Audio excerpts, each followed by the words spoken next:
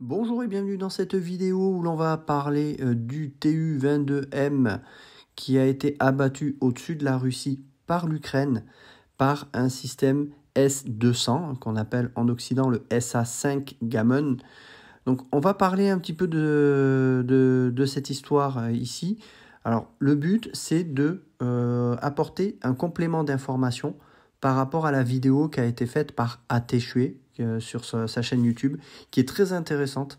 Je vous renvoie vers cette vidéo parce que les informations qu'il donne et les questions qu'il se pose sont très pertinentes. Ce que je vais faire ici, je vais vous mener dans une réflexion un peu plus tactique sur la portée théorique en fait des missiles, mais également sur des notions de brouillage pour que vous puissiez un peu comprendre où est-ce que l'aviation russe a pu pêcher à ce moment-là, comment un Tu-22 a pu être abattu. Donc on va réfléchir à ce scénario-là et se poser des questions pour aller plus loin que la vidéo de AT. Alors pour compléter ce que dit justement AT sur le SA-5, le SA-5 c'est en effet un très gros missile, c'est même certainement le plus gros missile solaire qui ait pu être créé pendant la guerre froide, qui a une portée énorme. On va le voir, les portées sont différentes en fonction des versions. Donc ça, on va voir ça un petit peu plus loin après. Et ce qu'il faut comprendre, c'est que quand l'on voit cette image-là, bon là vous avez deux types de missiles, vous avez le SA-5 en premier plan, un SA-2 en arrière-plan.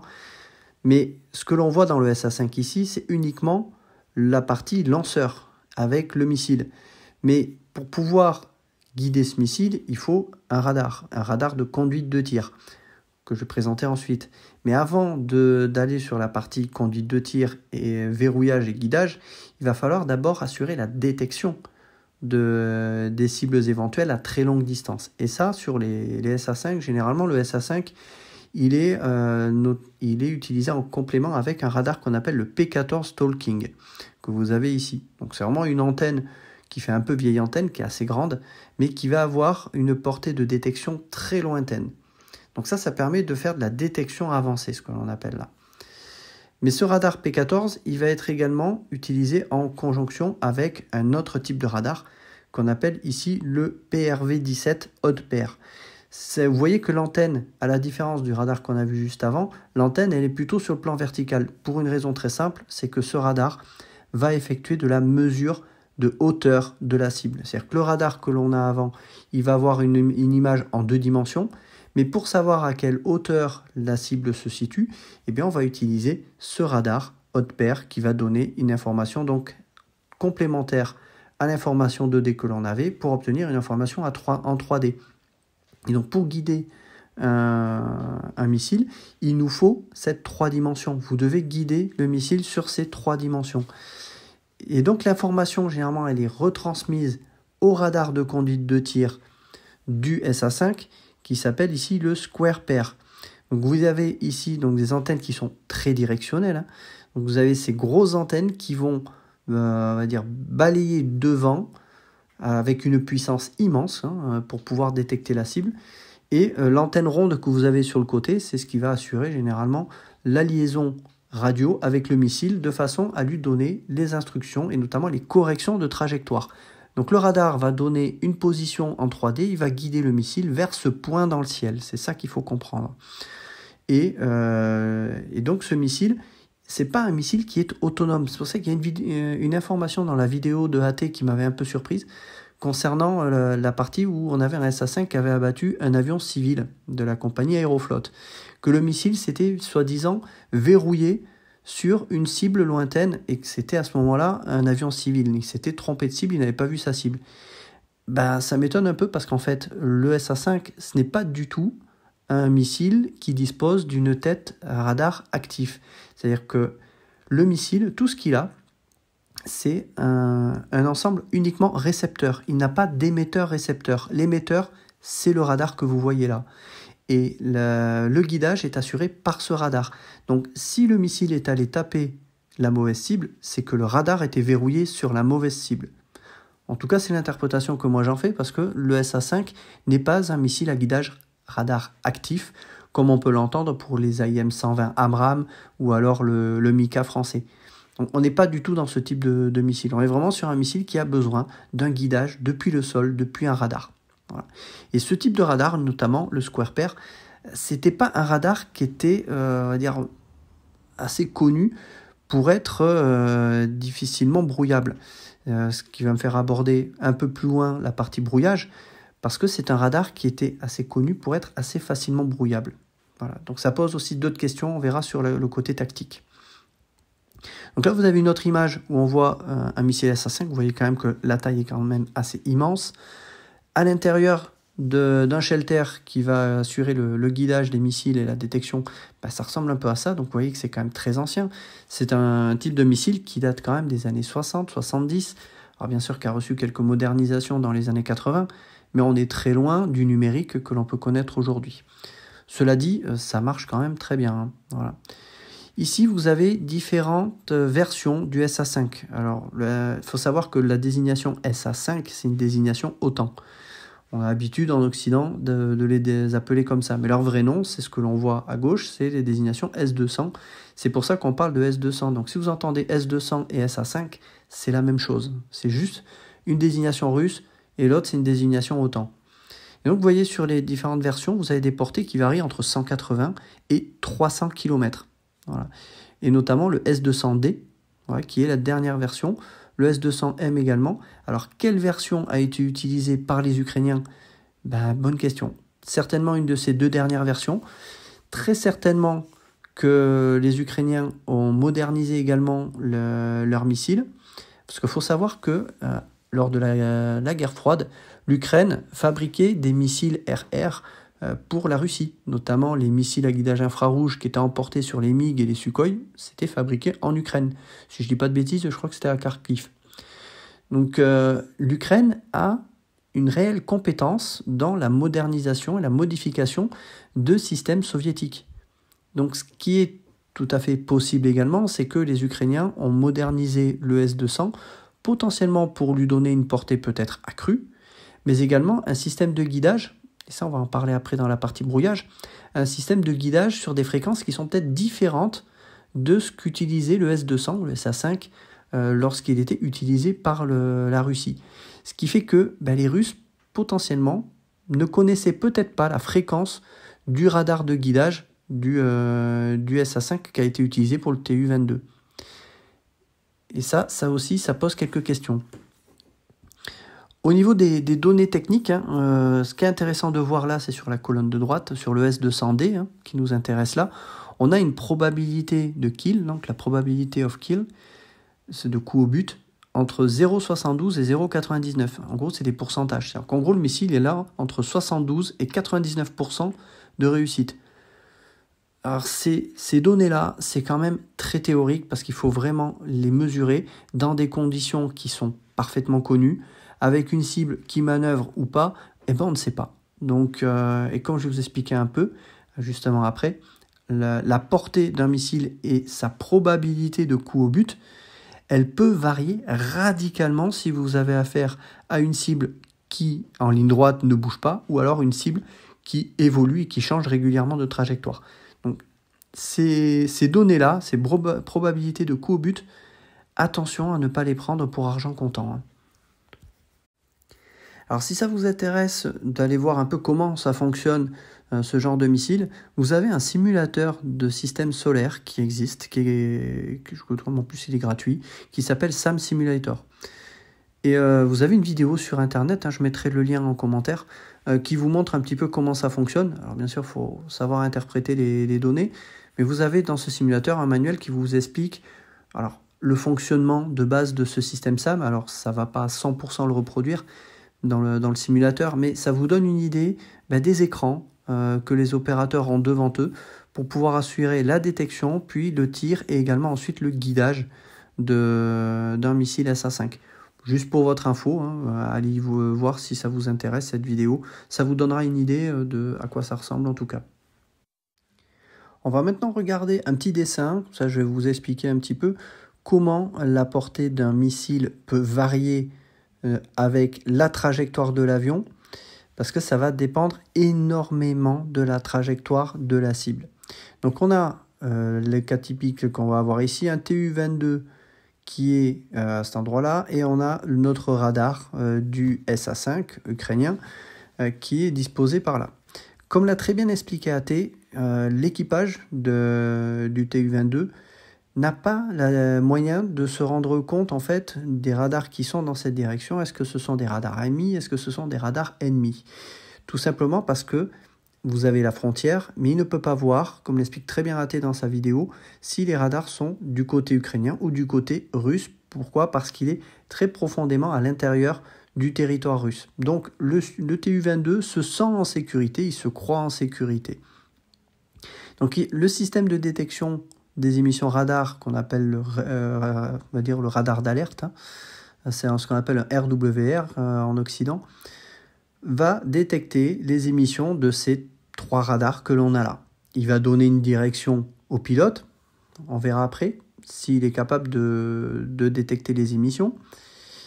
Et donc, en fonction du signal, de la forme du signal, fréquence, longueur d'onde, etc., tout un tas de paramètres techniques, eh bien, il va pouvoir vérifier dans sa base de données dont il dispose et vérifier s'il s'agit de tel ou de tel type de radar. Ça va lui dire le type de radar. Mais comme le dit également AT, il a parfaitement raison aussi, le SA5 étant un radar qui était russe auparavant, enfin soviétique, c'est un radar qui est potentiellement connu de l'avion. Donc, il ne fait pas la différence si ce SA5 est un SA5 ami ou un SA5 ennemi. Donc déjà, première difficulté. Autre difficulté, c'est d'évaluer la distance. Donc, il va juste avoir un relèvement, c'est-à-dire la direction d'où vient l'onde électromagnétique qu'il détecte. Mais il ne peut pas détecter la distance, sauf sur des avions de dernière génération, hein, comme le dira AT avec le Rafale. Mais en l'occurrence ici, eh bien, il ne peut pas. Alors, sur des avions comme vous avez le RWR du F-16 par exemple ici, quand il ne connaît pas une émission, il va mettre unknown avec un petit U, c'est ce que vous voyez ici. Donc, il va quand même dire au pilote, là j'ai quelque chose, je ne sais pas ce que c'est. Mais le pilote, lui, il ne va pas pouvoir identifier ce signal. Le système n'est pas capable de le faire pour lui, le pilote, il ne va pas être capable non plus. Donc, ça peut très bien être une antenne radio d'une radio locale, ça peut être une antenne radio de télévision, ça peut être plein d'autres choses.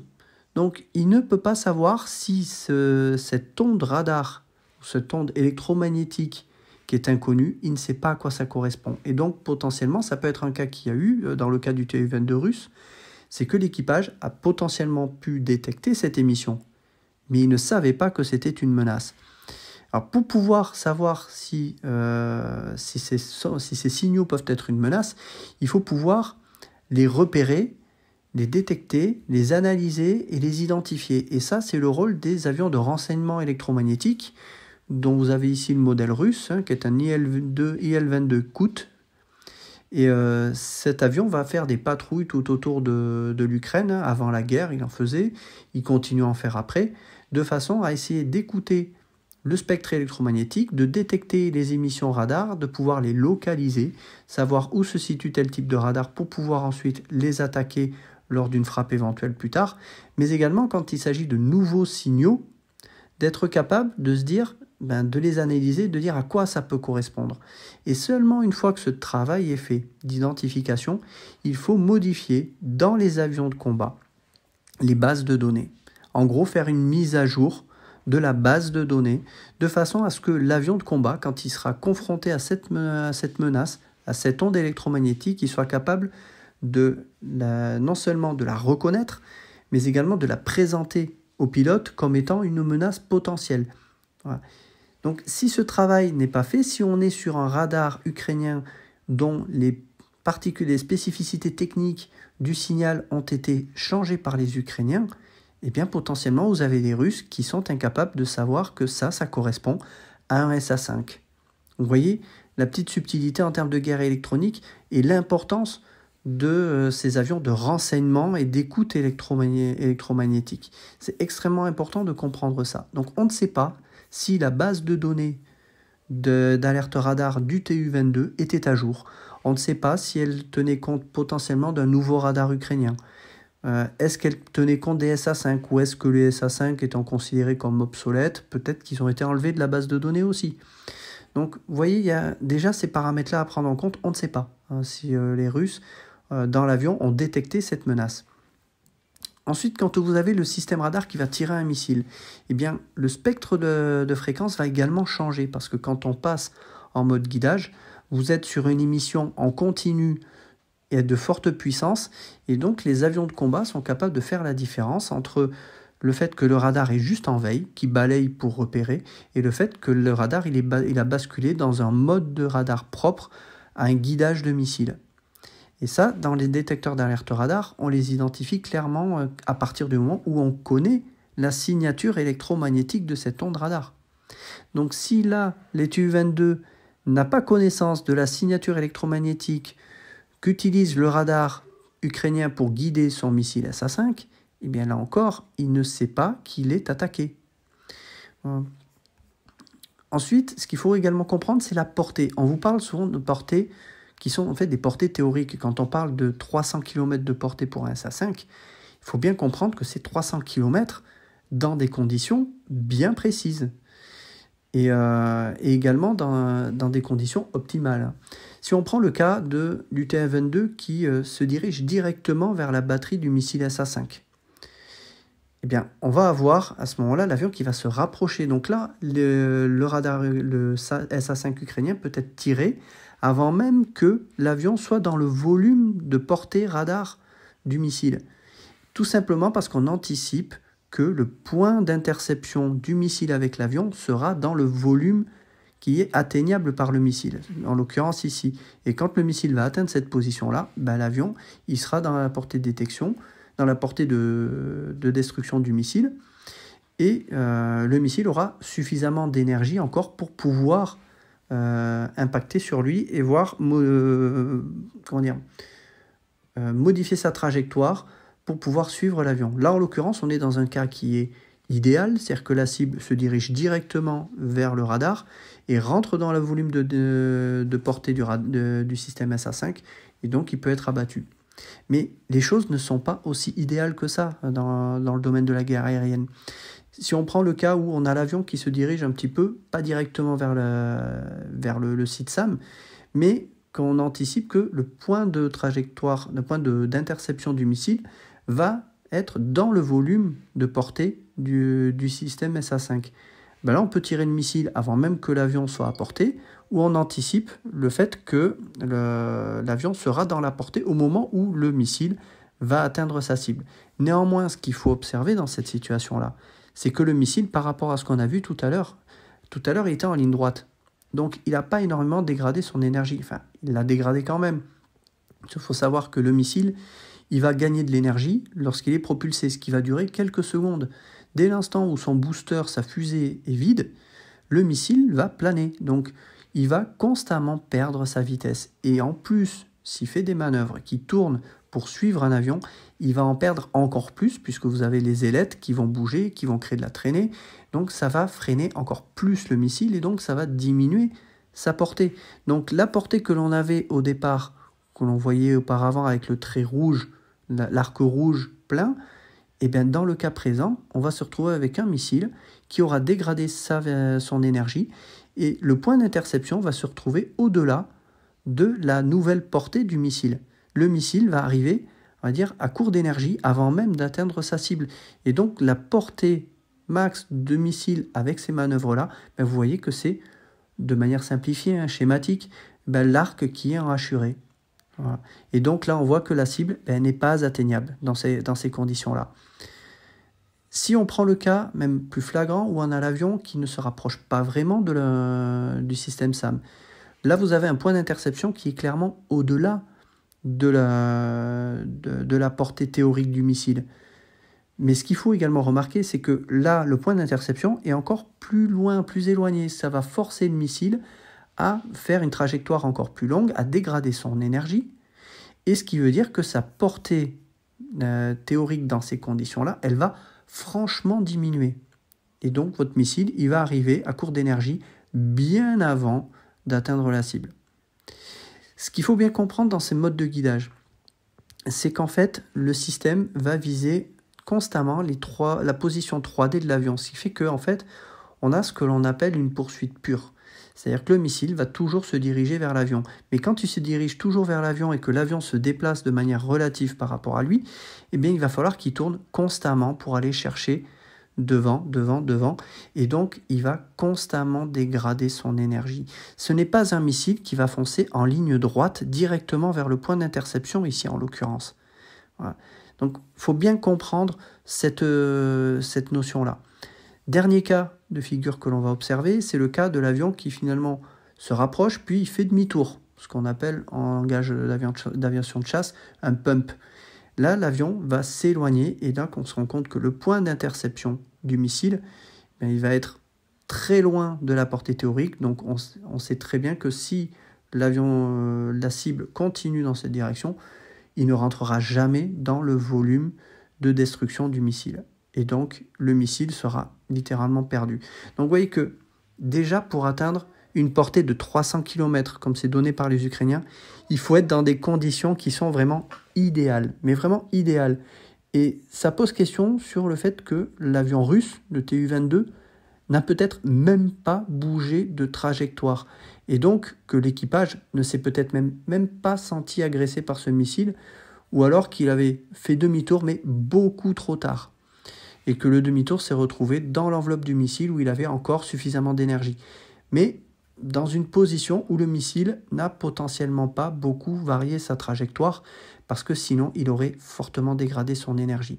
Donc atteindre 300 km de portée, qui est la portée maximale d'un S-200, ça pose vraiment des questions. Soit on a les Ukrainiens qui ont vraiment super bien calculé leurs coups, et là ils sont vraiment très forts, avec en plus, dans ce cas-là, des Russes qui ne se sont absolument pas méfiés de la menace, et donc ils y sont allés sans même savoir qui courait à leur destruction, soit on a affaire potentiellement à des S-200 qui ont été modifiés. Et modifiés notamment en termes de portée, et que peut-être des nouveaux S-200 ukrainiens atteignent des portées de plus de 300 km. C'est-à-dire que là, pour atteindre une cible à presque 300 km, ça voudrait peut-être dire que les Ukrainiens ont augmenté la portée de leur S-200 à 350 km, ce qui permettrait de laisser au missile une marge d'énergie pour atteindre la cible en phase finale du vol. Donc vous voyez un petit peu toutes ces notions-là que je voulais vous donner en plus pour que vous les compreniez, des notions de trajectoire, des notions de vol de missile, mais également des notions de brouillage. Là, on va parler justement de la notion de brouillage. Mais vous voyez que déjà, dans la notion de la détection de la menace, il y a déjà, je pense, un gros problème au niveau du Tu-22 ou de la formation des pilotes russes. Alors, on va maintenant parler justement du brouillage radar, parce que là aussi, ça pose question. Est-ce que le Tu-22 a utilisé du brouillage pour essayer de se protéger ? Il y a des questions qu'on se pose là-dessus aussi. Ce qu'il faut comprendre pour qu'un radar puisse détecter en fait un objet, ou du moins un plot radar, il faut que ce plot radar sorte suffisamment par rapport, on va dire, au bruit ambiant. Et ce que vous avez sur ce schéma-là, ça vous donne le niveau de bruit. Et quand vous avez un pic dans la détection, c'est-à-dire qu'un signal qui est plus fort que le bruit ambiant, eh bien ça veut dire qu'il y a quelque chose. Mais si ce signal est trop faible, qu'il est en dessous du seuil où le système considère que en dessous de ça, ce sont des fausses alarmes et donc des échos qui ne sont pas exploitables, eh bien vous avez un avion qui n'est pas détecté. Donc il faut que le radar SAM puisse détecter l'avion avec un pic de détection suffisamment flagrant par rapport au bruit ambiant. Quand vous faites du brouillage, si le Tu-22 avait utilisé du brouillage par bruit, ce qui est le plus courant, et on sait que ce type de radar de SA5 est relativement, vulnérable à ce type de brouillage, encore plus quand vous êtes à longue distance. Pourquoi ? Parce que quand vous êtes à longue distance, le radar SAM, il va envoyer son impulsion électromagnétique, ça va revenir, et cet aller-retour va faire que l'énergie du signal qui va revenir à l'antenne radar va être plus faible, forcément. Et plus cet écho vient de loin, plus l'écho qui va revenir va être faible. Alors, ça dépend aussi bien sûr de la surface équivalente radar et donc de la taille de l'avion. Là, si on est sur un TU-22, c'est quand même assez gros, vous avez quand même un plot qui est détectable d'assez loin, mais vous allez quand même avoir une quantité d'énergie électromagnétique qui va revenir à l'antenne qui est assez faible.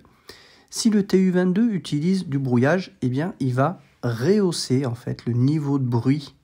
Donc le niveau de bruit initial que vous avez sur ce schéma-là en gris clair, eh bien en fait le brouillage va créer du bruit supplémentaire. C'est un peu le même principe quand vous êtes dans une aire de jeu avec des enfants. Ben, vous avez tellement de bruit parfois parce que vous entendez les enfants qui crient, et bien ça va être difficile parfois de comprendre ce que la personne à côté est en train de vous dire. Ben, c'est exactement la même chose ici. Donc la question qu'on peut se poser, c'est pourquoi le brouillage du TU-22, s'il en a utilisé, n'a pas été efficace. À 300 km de distance, les chances que le brouillage ne soit pas efficace, il y a des questions à se poser. Donc, si vous avez du brouillage qui est efficace, vous êtes dans un... En gros, pour l'opérateur radar, ce qu'il va voir, c'est quelque chose qui ressemble un peu à ça. C'est-à-dire que toute la direction d'où provient le brouilleur, eh bien, ça va complètement, on va dire, masquer ce qu'il y a dans cette direction-là. Il va falloir attendre que l'avion soit suffisamment proche pour que la puissance de l'éco-radar qu'envoie le système SAM soit suffisamment puissante, suffisamment importante par rapport au brouillage pour que l'éco-radar sorte de ce brouillage et qu'on puisse identifier qu'il y a quelque chose clairement à cet endroit-là.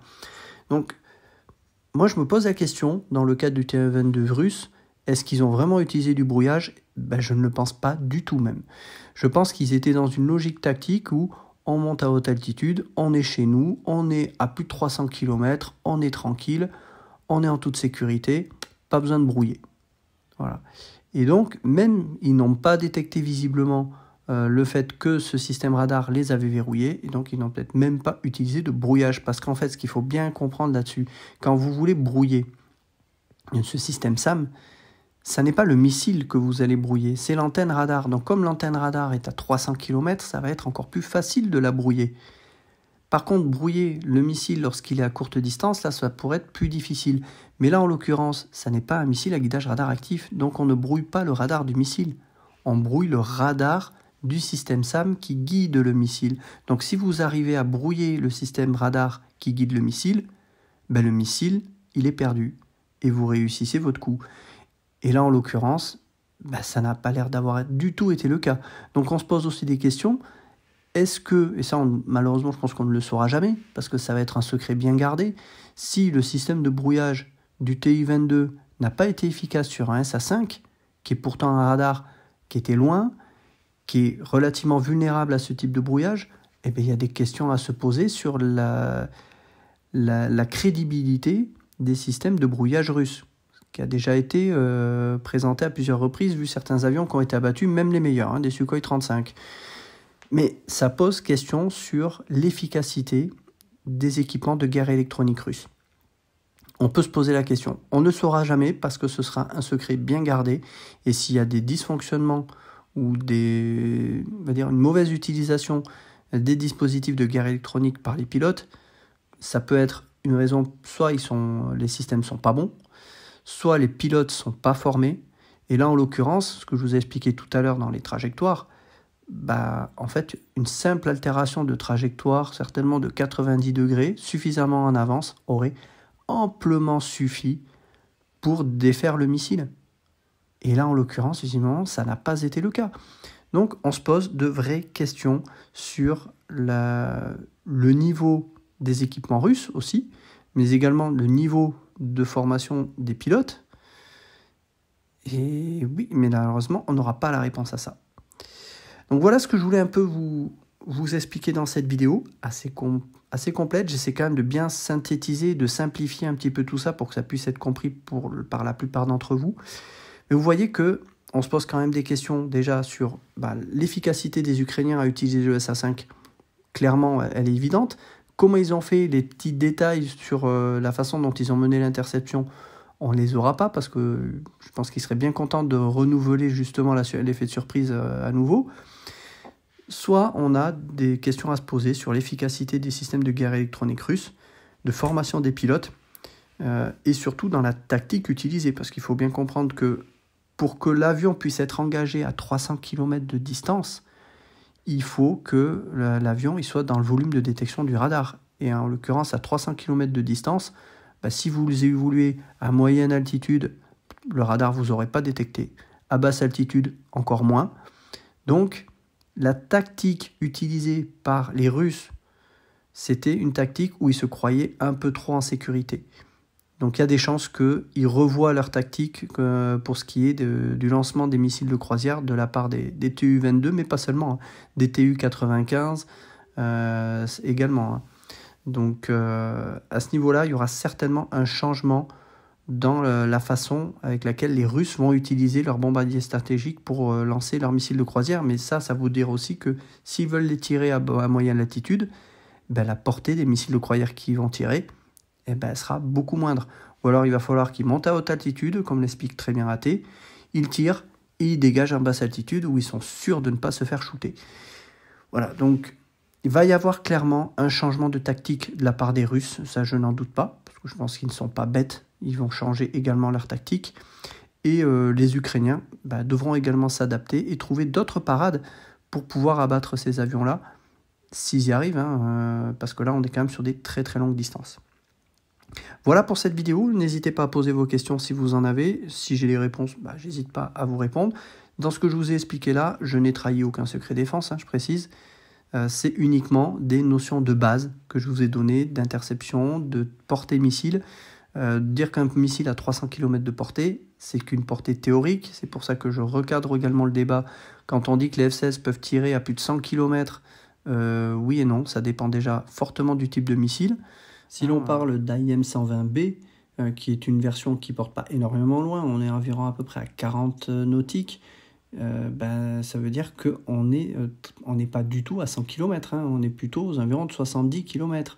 Et encore, dans des conditions optimales, comme je vous l'ai expliqué tout à l'heure. Et si vous voulez augmenter la probabilité de coup au but, pour laisser une chance au missile en phase terminale d'avoir suffisamment d'énergie pour pouvoir continuer à suivre un avion qui continue à changer de cap et de direction, et bien là, on va avoir plutôt tendance à devoir tirer le missile non pas à 40 nautiques, mais à 20 nautiques. Donc il va falloir se rapprocher à 20 nautiques. Donc les choses ne sont pas aussi simples qu'elles n'y paraissent par rapport à ce qu'on vous dit dans les médias sur ces portées que peuvent avoir les F-16 ukrainiens que l'on va leur donner. On ne sait pas quel type d'AIM-120 on va leur donner. Donc il y a tout un aspect tactique, ce fameux aspect tactique que AT ne veut pas aborder sur les missiles Fox 3. Mais ça, vous pouvez trouver la documentation sur Internet pour vous expliquer, sur des simulateurs.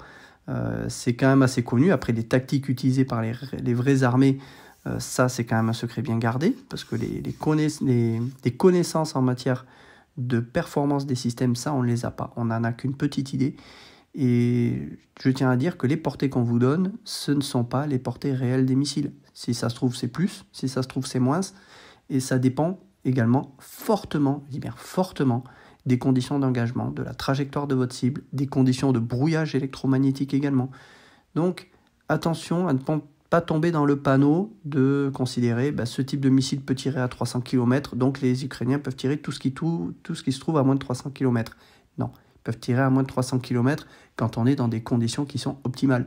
Et là, les Russes qui se sont mis dans ces conditions optimales pour les Ukrainiens, ils ont fait une erreur. Donc je ne doute pas qu'ils vont la corriger pour leur prochaine mission. À très bientôt.